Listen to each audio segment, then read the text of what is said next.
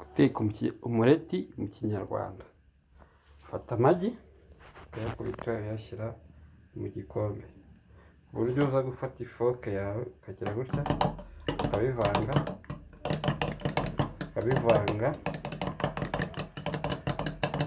kuko njya mbona abashinwa bo ntabwo ari gutya bawuteka. Abashinwa babikora byose batiriwe bavanga, basukamo bakavanga, ariko ugafata utunyanya twawe 2 cyangwa 3 tw'ijana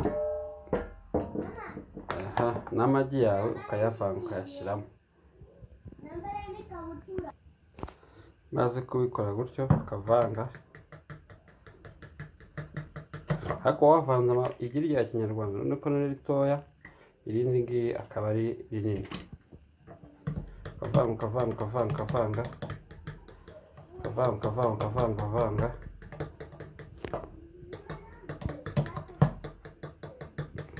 Iyo uriya muhondo umaze kwivanga na wundi w'umweru,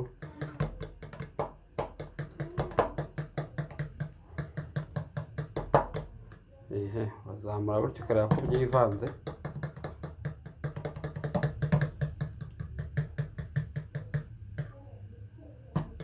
Ntabwo birivanga neza, urakora ukivanga tu.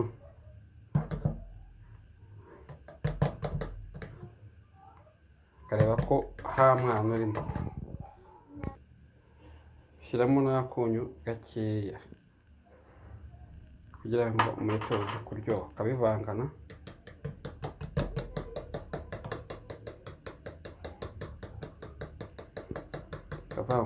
ukavanga.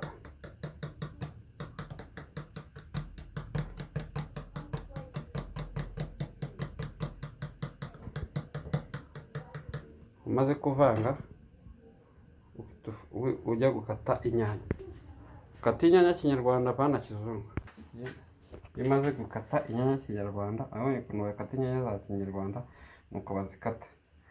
Wamaze kuvanga na wa mureti wawe, ikiba gisigaye ni ugutegura ikintu, gutegura ipanu. Ipanu ngiyi nayo irahari, bamaze kuyitunganya. Ukareba ko niba ukoresha gaze cyangwa imbabura isanzwe, uretse ko ntabwo ko tugiye gukoresha ibintu bya kinyarwanda muri iyi minsi. Iyi panu murayihangana nubwo ari iya kizungu, ariko iyo ni iya